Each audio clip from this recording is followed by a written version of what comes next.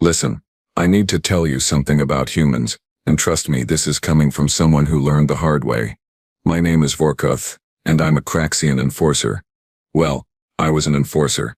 Past tense. Thanks to one particular human female in what I can only describe as the worst day of my 17 solar cycles, let me set the scene for you. Galactic Academy Station 12. The most prestigious educational facility in 3 sectors. We're talking about a place where the elite offspring of 1,000 species come to learn advanced physics, quantum mechanics, and most importantly, how to maintain the delicate balance of intergalactic politics. Sounds fancy, right? Yeah, well, fancy doesn't mean civilized when you're dealing with hormonal alien teenagers who think they own the universe. I was big, even by Craxian standards. 8 feet tall, muscles that could bend titanium pipes, and scales harder than most ship hulls. My people were warrior class, feared across multiple systems. We had conquered 17 planets before joining the Galactic Coalition, and everyone knew it, everyone respected it, or at least they feared it enough to show respect, which was basically the same thing in my book. The humans? They were new, fresh meat in the academy. Only been part of the coalition for maybe 50 of their Earth years, which was nothing compared to species like mine who'd been around for millennia. They were soft, pink, fragile little things that looked like they'd break if you sneezed on them too hard. We had a betting pool going about how long the first batch of human students would last. I gave them 3 weeks maximum before they tucked tail and ran back to their little blue marble of a planet. There were about 30 human students that semester, scattered across various programs. Most of them kept their heads down, tried not to make waves. Smart, self-preservation and all that. But then there was her, Dakota. Dakota was in my advanced combat theory class, which was hilarious because what could a human possibly teach anyone about combat? She was maybe 5.5 feet tall, had this wild curly brown hair that seemed to have a mind of its own, and these sharp green eyes that never seemed intimidated by anything. She sat in the front row, always asked questions, always challenged the instructor when she thought something didn't make tactical sense. The audacity of this creature. Now I should mention that the academy had strict rules about interspecies conflicts. Touch another student with aggressive intent? Immediate expulsion. But there were, let's call them gray areas. Accidents happened.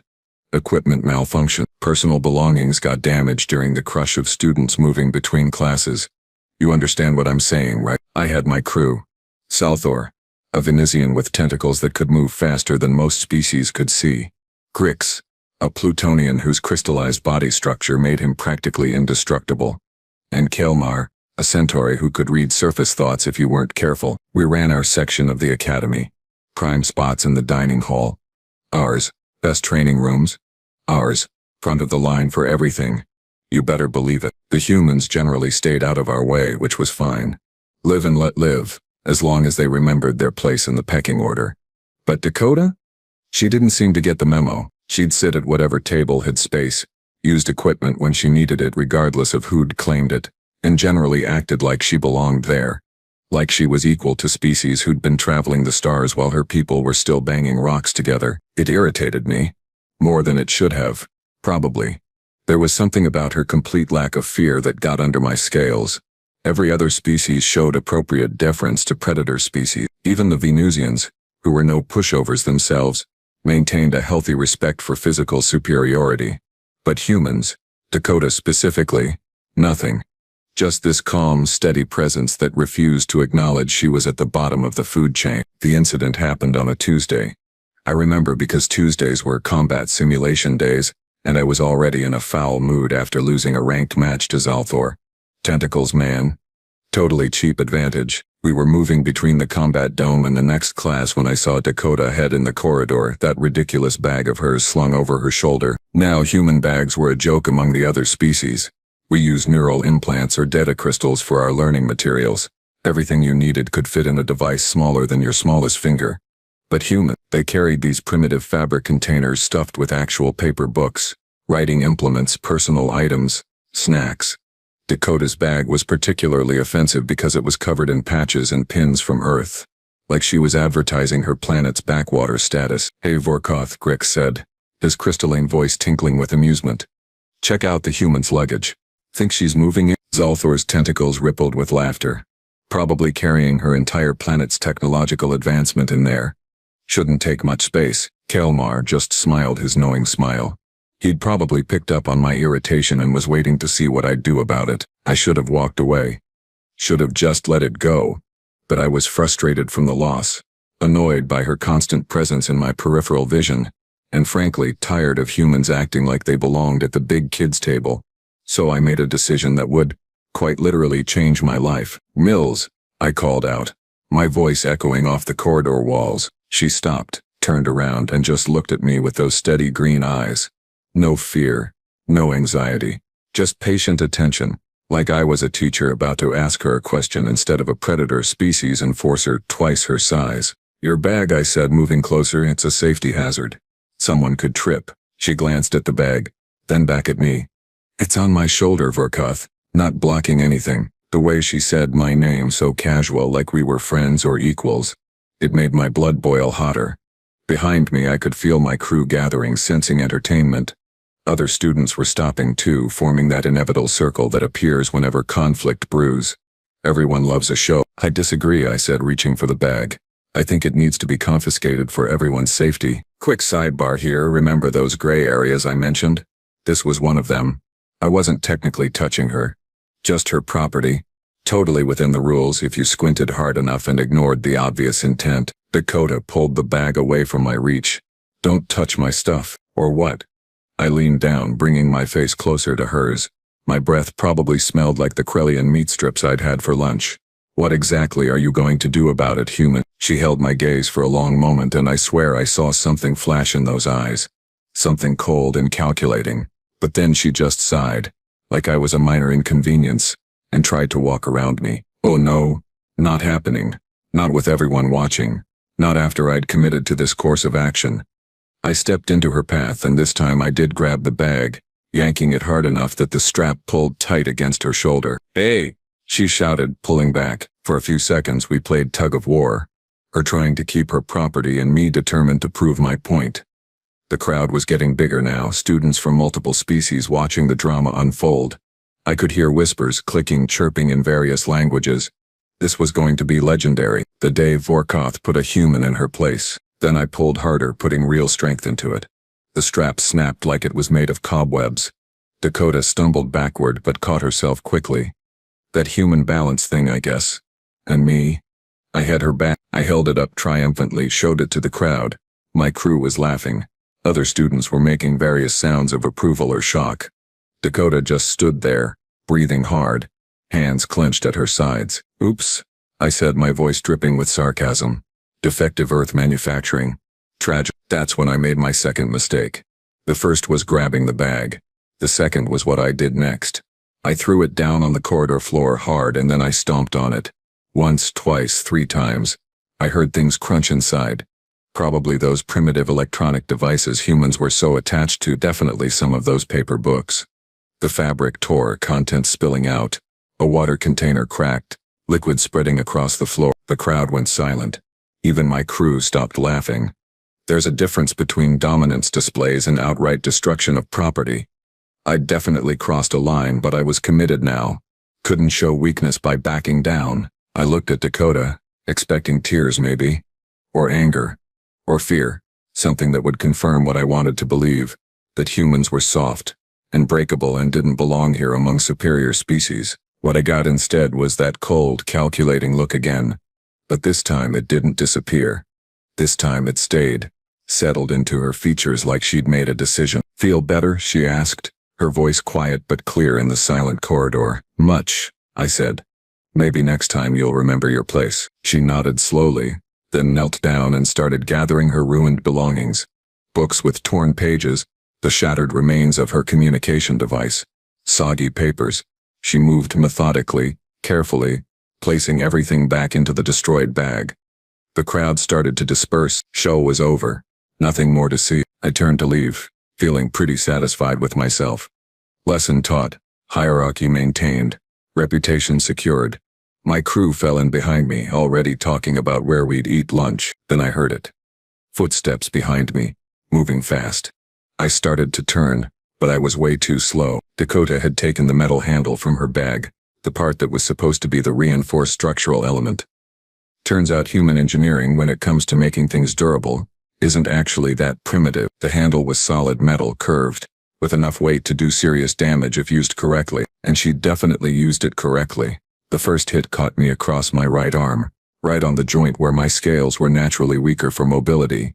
The impact was shocking not just because of the pain, which was immediate and intense, but because of the force behind it. This tiny human had swung that handle like a weapon, with technique and precision that spoke of training. I roared, more from surprise than pain initially, and tried to grab her with my other hand. But she was already moving, ducking under my reach with speed I didn't know humans possessed. The second hit came from a different angle, same target. My arm. That vulnerable joint. I heard the crack before I felt it, a deep, grinding sound of bone breaking. My bone, breaking. From a human. The pain hit a second later, white-hot and all-consuming. I dropped to my knees, clutching my arm. The bone was definitely broken. Possibly in multiple places from the way it was already swelling and turning dark colors under my scales. Around me, the corridor erupted in chaos. Students were shouting, calling for security. Backing away from Dakota, who still held that metal handle, breathing hard, eyes locked on me. You broke my arm," I gasped, shock overriding everything else. She dropped the handle. It clattered on the floor with a metallic ring that seemed unnaturally loud. Then she knelt down, bringing herself to my eye level since I was still on my knees, cradling my shattered arm. "Yeah," she said, her voice steady despite the heavy breathing. "I did. And you know what? You're right. I should remember my place." She leaned in closer and her voice dropped lower. "Meant just for me. My place is standing up to bullies regardless of what species they are. My place is showing that humans might be new to your galactic community, but we're not going to be anyone's punching bags. My place, Forkoth, is right here, taking up space. And if you or anyone else has a problem with that, well," she glanced at my broken arm, then back at my face, "we can discuss it further." Security arrived then, 4 armed guards from different species, all wearing the Academy's enforcement uniforms. They took in the scene quickly. Me obviously injured. Dakota obviously the cause. The broken bag.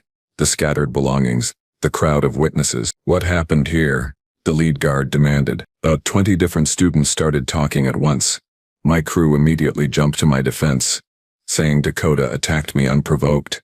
But other students, ones who'd seen the whole thing from the beginning, were telling a different story. A story about me grabbing her bag, destroying her property, humiliating her in front of everyone. The guard held up a hand for silence, then looked at the security footage. Yes, of course there were cameras everywhere. This was an advanced facility. I'd been so focused on the technical loophole of not touching her directly that I'd forgotten the cameras would show everything. My aggression, her restraint, my destruction of her property, her response. "Both of you come with us," the guard said. Dakota went, quietly, calmly, like she'd expected this outcome. I stumbled after them, still clutching my arm, my entire worldview cracking as thoroughly as my bone. Because here's the thing about humans that none of us knew yet, that none of us were prepared for. They're not top of their food chain because they're the biggest or strongest or fastest. They're soft, yeah, fragile in a lot of ways.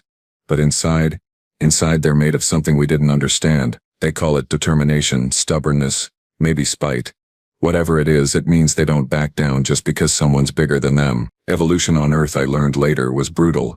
Constant predators, harsh conditions, competition with other intelligent species that didn't make it. Humans survived not by being the toughest but by being the most stubborn, the most unwilling to quit, the most creative in how they fought back. And they have this concept called proportional response.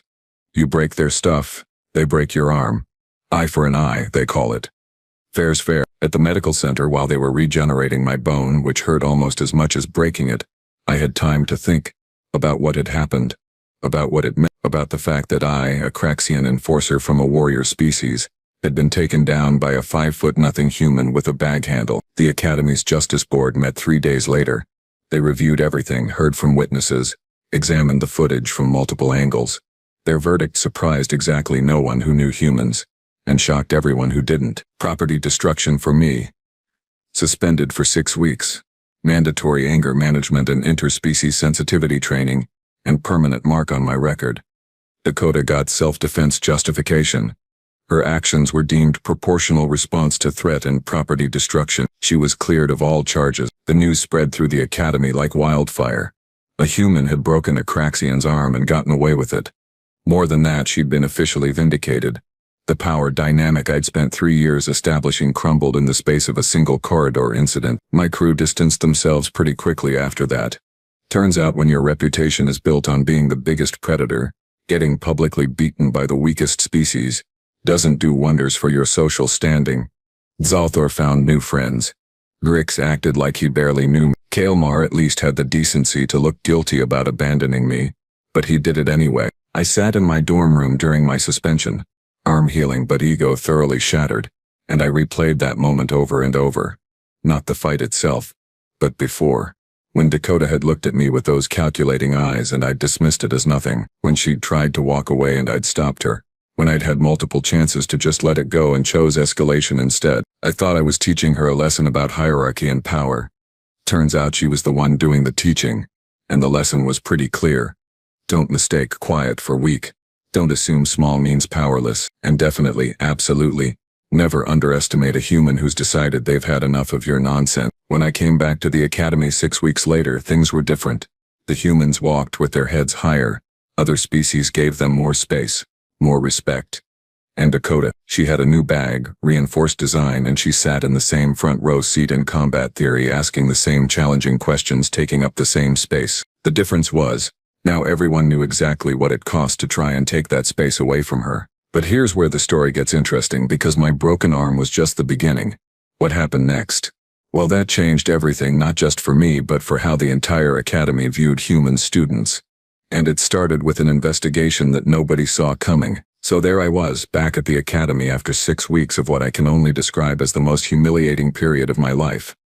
My arm had healed perfectly, thanks to advanced regeneration therapy, but my prop, that was still in about 1,000 pieces, scattered across the corridor where Dakota had put me on my knee. The anger management classes were a joke. Some Andromedan therapist named Quilnox kept asking me to explore my feelings, to understand the root of my aggressive tendencies. Like it was complicated. I was raised in a warrior culture where strength meant everything and weakness meant death. Pretty straightforward, right? But apparently that wasn't the answer they wanted to hear. The interspecies sensitivity training was worse. They made us watch videos of different species, learn about their cultures, their values, their contributions to the coalition.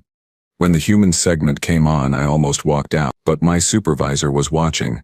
So I sat there and learned things I'd never bothered to know before. Turns out humans weren't just lucky primitives who stumbled into space travel.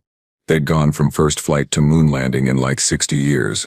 They'd survived multiple world wars, planet-wide diseases, natural disasters that would have wiped out less stubborn species. They'd built their entire civilization on this weird concept of constant improvement, always pushing forward no matter what stood in their way. The video showed human history, and honestly, it was terrifying. These creatures fought everything. Their environment, each other. Their own biology.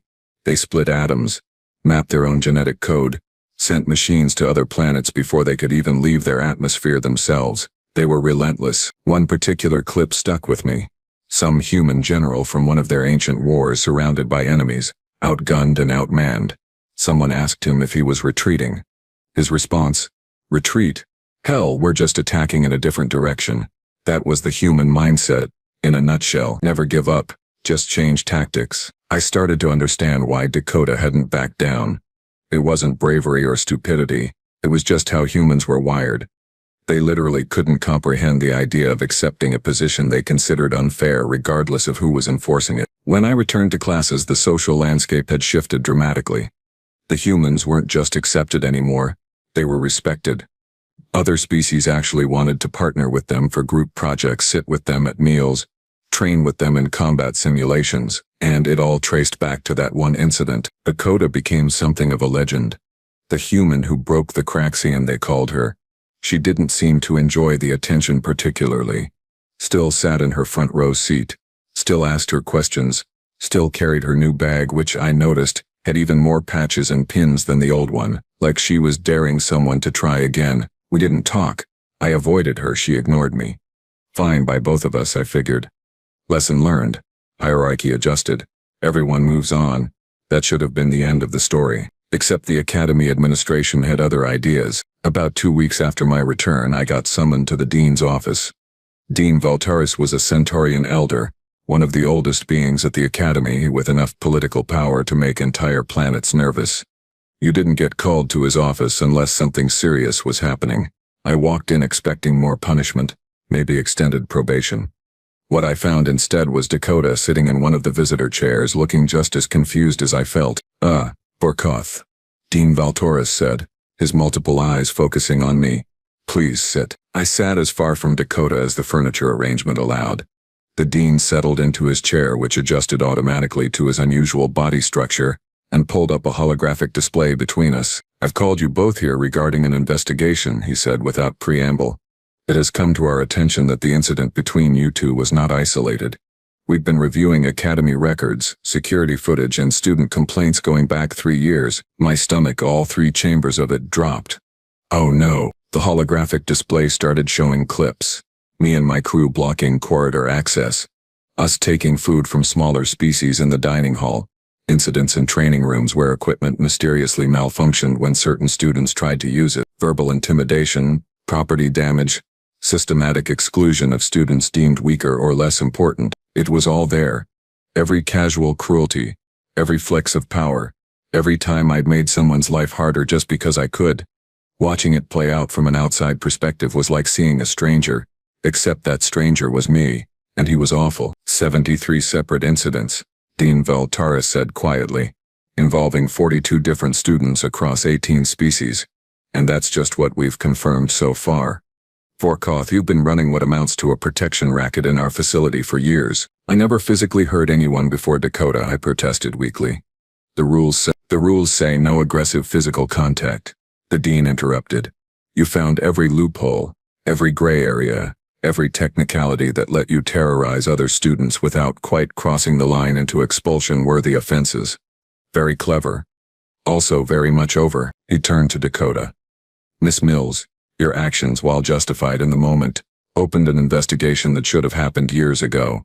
Multiple students have come forward since your incident, finally feeling safe enough to report their experiences. You've done this academy a service, though I doubt that was your intention. Dakota shrugged. I just didn't want my stuff broken. The service part was accidental. I almost laughed at that. Almost. Would have been inappropriate given the circumstances, but the blunt honesty was so typically human it caught me off guard. Here's the situation, Dean Valtoris continued. Vorkoth, you're facing potential expulsion. The evidence against you is overwhelming. However, several of the affected students have requested something unusual. They don't want you expelled. They want you reformed. Reformed? I repeated. The word tasted strange. Yes. They believe, and I quote, that learning is supposed to be the point of this place. They've requested that instead of expulsion you undergo an intensive rehabilitation program. You would be assigned a partner from a species you've targeted, and together you would complete a series of challenges designed to build empathy, cooperation, and mutual respect. My hearts were pounding. And if I refuse, then you're expelled immediately, your family is notified, and you return to your homeworld in disgrace. Given Craxian culture, I imagine that won't go well for you. He wasn't wrong. Returning home as a failure wasn't just embarrassing, it was potentially dangerous. Weak Craxians didn't last long in our society. Who would be my partner? I asked, though I already suspected the answer. Dean Valtoris looked at Dakota. Miss Mills has volunteered. I turned to stare at her. You volunteered? To work with me? After I destroyed your property and tried to humiliate you? She met my gaze steadily. You're a bully and a jerk, Vorkoth. But you're not stupid.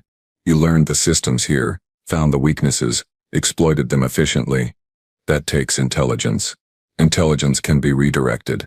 Plus, and this is important, I broke your arm. We're even on the physical violence front. Clean slate. You think breaking my arm makes us even? I couldn't believe this. You destroyed my property in front of everyone to humiliate me and establish dominance. I broke your arm in front of everyone to establish that humans don't accept dominance through bullying. Yeah, I think that's pretty even. You got hurt. I got justice. We both learned something. Now we either move forward or you go home. Your choice. Dean Valtoris pulled up another hologram.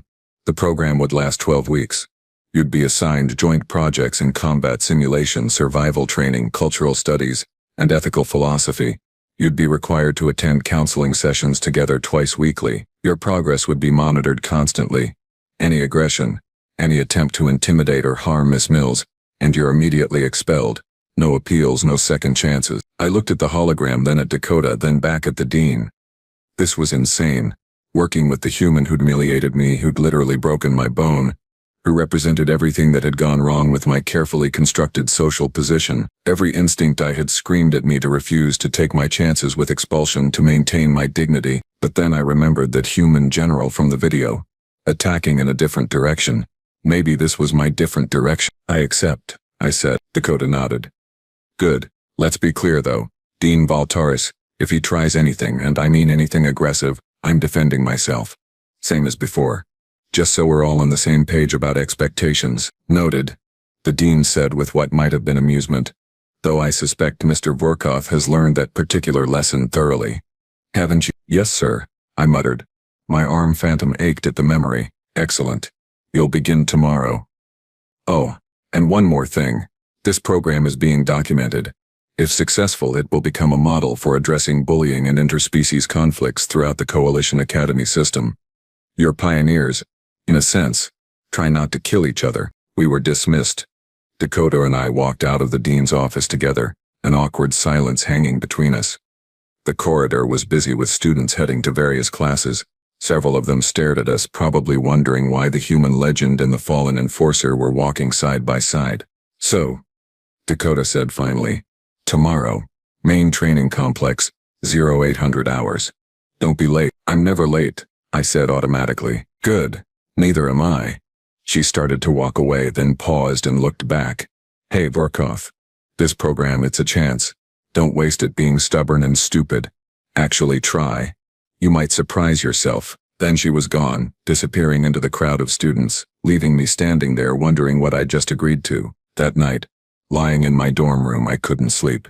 My roommate, a quiet Plutonian named Rax who'd always avoided me, actually tried to make conversation. Heard about your new assignment, he said carefully. With the human. Yeah, I said. Should be interesting. She's smart, you know. Dakota. We have quantum mechanics together. She thinks differently than most species, sees patterns we miss. It frustrates some of the professors because she questions everything, but she's usually right when she does. I turned to look at him. You like her. Everyone likes her. She's kind. Helps other students even when it doesn't benefit her. Shares her notes. Explains concepts in different ways until people understand. She's what we all came here hoping to be. I think. Someone who makes things better just by being there. The contrast to what I'd been, what I'd represented, hit hard. I'd made things worse. Actively, deliberately worse for dozens of students over years. And for what? Status? Fear?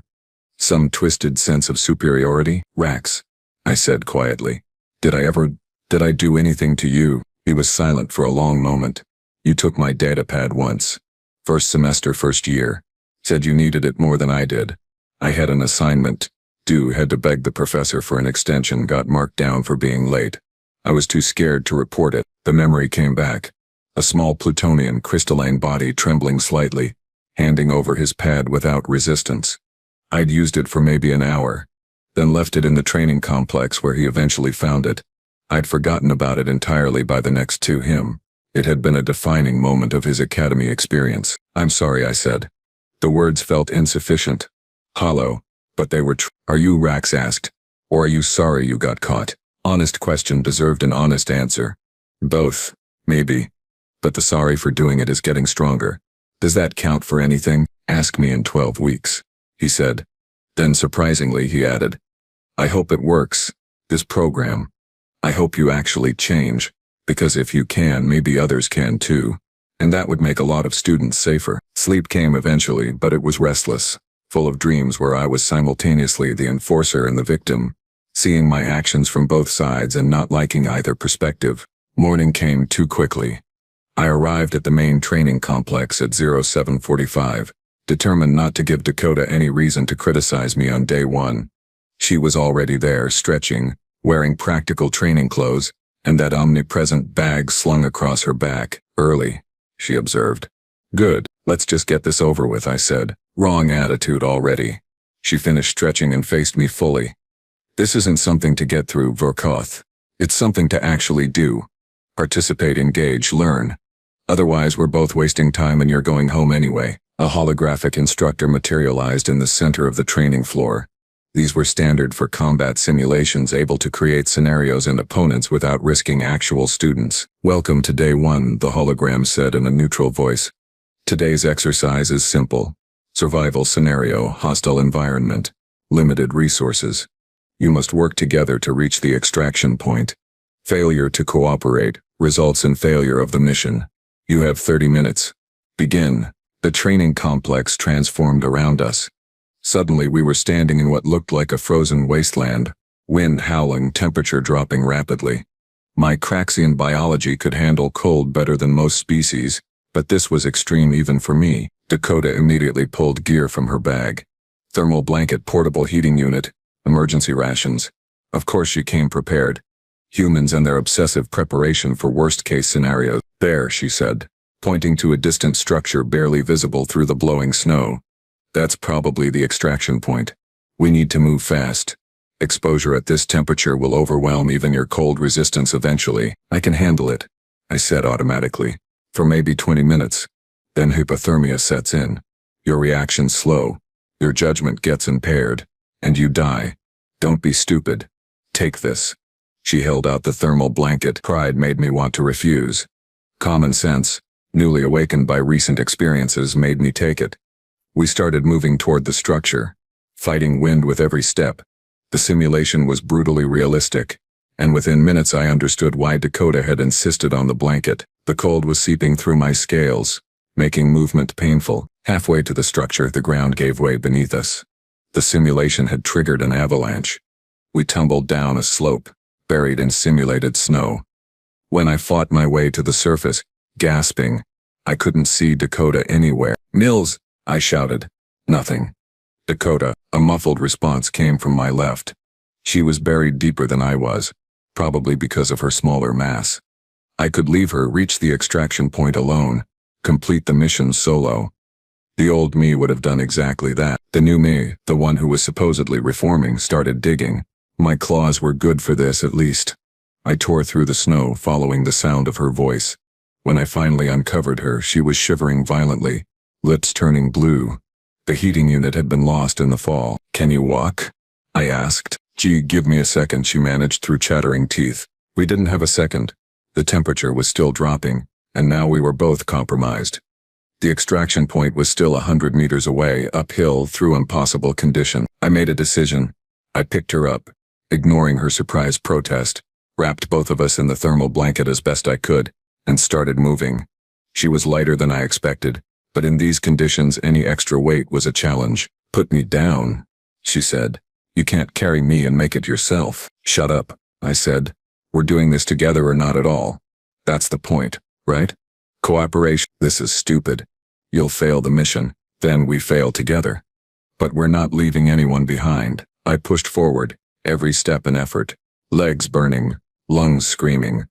Dakota had stopped protesting, conserving energy probably. Or maybe she'd passed out from the cold. I didn't look down to check, just focused on putting one foot in front of the other. The structure got closer. 10 meters. 5. 2.